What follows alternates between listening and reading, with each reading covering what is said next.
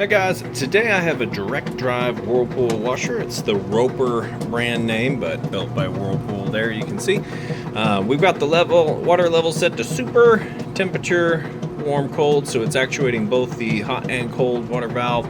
We're just doing a normal on the regular cycle, so it won't take too long to agitate, but you can hear it agitating. It's got the two-part agitator, which spins freely clockwise and not back counterclockwise, how you know it's working correctly.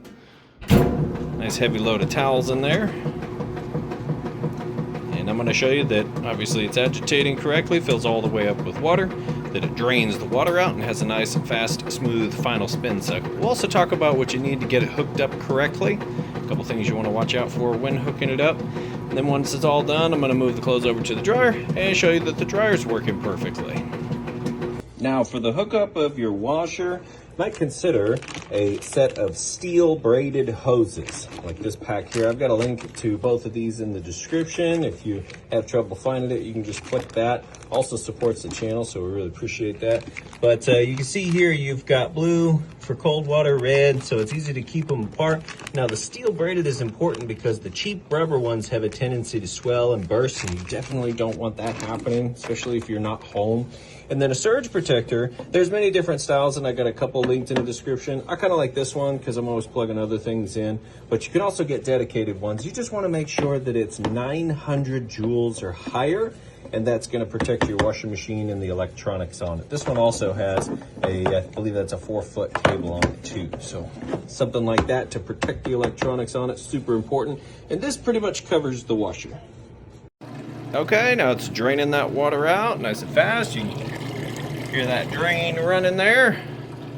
Once it's done draining the water out, it'll spin to extract the used up water as we move into the rinse cycle. It's going to fill all the way back up with fresh water, agitate for a bit, and then we'll be on to the final spin there.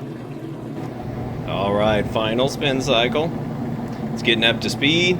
Now if we lift the lid up, it's going to kick in the safety switch and shut it down. But you will be able to see that it's spinning nice and fast in there. And as you can see from the outside, nice smooth operation. Sounds great, nice and quiet. Okay, we'll go ahead and open it up. Puts the brakes on, shuts the power off, and now we'll let it finish up. That's gonna do it for the washer. We'll move over to the dryer next. All right, now when talking about hooking up the dryer, a couple of things you're gonna need. You're gonna need to find out what type of power cord you're gonna need. These are all considered accessories, and they do not come with a new dryer or a used dryer typically. This is a 3-prong power cord. It's like that there, has 3 hookups for the back, and it's 30 amp. You wanna make sure you don't get a 50 amp that has a straight one here. That's for a stove. You want to make sure you get the right one for a dryer. And I've got these linked in the listing description also for you there. Now this is a 4-prong, so it looks a little different, but it still has the L there versus a straight one, because they also sell this in a 50 amp for a stove. Very similar, so you want to make sure you get the right one for a dryer. You can take a picture of your plug in your laundry room and match it up, make sure you get the right one.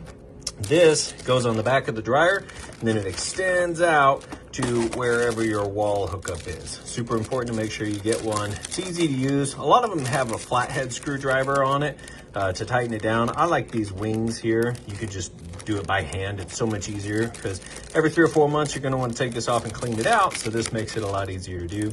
And then lastly, I always recommend a good dryer sheet, and I do not do fabric softener in any of the washers that I use or the one at home. Fabric softener is like putting glue in your machine. Eventually it gums everything up. Use 2 or 3 of these and you get the same softness effect on your clothes, but it doesn't mess anything up. So that's kind of the essentials there for your dryer. All right, so the washer, clean, cleared out. Close that up, come over here. Now I've got this set on time dry, 60 minutes, so it's gonna go for 1 hour. And you've got tons of different options. You can pause and kind of read through all those if you want. But essentially, I typically use time dry or just go heavy duty or even normal. These are the sensors that will determine how wet the clothes are still, and those are fine. I'm just kind of old fashioned. I go time dry and just kind of kick everything up high, but you can do your delicates. This also has a hose on the back, so if you put a splitter on your washer, a cold hose splitter, meaning that another hose comes off or has the ability to hook up. You can hook up the hose from this to that, and then this can draw cold water from your cold water, go into the washer, and you get these steam functions. Now, you don't have to use that. I've had points in times where I didn't even hook it up before, and that's fine. You don't have to hook it up at all. But if you do want to, then you can take a whole basket of wrinkly clothes, throw them in, put the steam and wrinkle away on, and then they'll come out without the wrinkles after a refresh. And I believe these are like 20 or 30 minutes.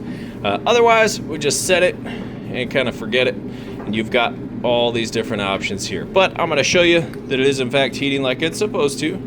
You can hear it tumbling around. Now you'll have the vent hose on the back, which will make it much quieter. You see everything tumbling there. Open this up. The heating element's kind of right in there. So you can see plenty of heat coming out of that little grate right there. Mixes with the clothes, gets them dry. That's where the water the steam would shoot out right there if you did have it hooked up. And then that air exits right here where your lint trap is, and then goes down and out the back of your dryer where you would have the vent hose hooked up. You want to make sure that it gets clean and clear before each and every load, so you got a nice, good airflow there. That's how your clothes get dry. It's also super important that when you hook the vent hose up to the back, you make sure that vent hose and the whole system ventilation in the house is clean and clear. Otherwise, if it's clogged, so say your old dryer just stopped heating one day, you want to check that, because you can trip the safety sensor and then your dryer won't work anymore. Everything will run, but it won't heat. There's safety sensors in here that will tell if it's got a backup, because what happens is if the air can't escape, the heat backs up and it overheats. And those safety sensors keep things from getting so hot that they catch on fire, okay? So super important. Check your vents, check your airflow, make sure on the outside of your house everything's blowing nice and fast and you got a good airflow. That way your clothes will also then get dry in the amount of time that they're supposed to get dry in, and they won't take 2 or 3 loads to get dry. That's another tell you can use. So anyway, that's these. They're good to go. They don't look too bad sitting side by side there. And we'll go ahead and get them listed up for sale. If you have any questions at all, feel free to reach out. Appreciate you taking time to watch my video. Thanks, you guys. Have a great day.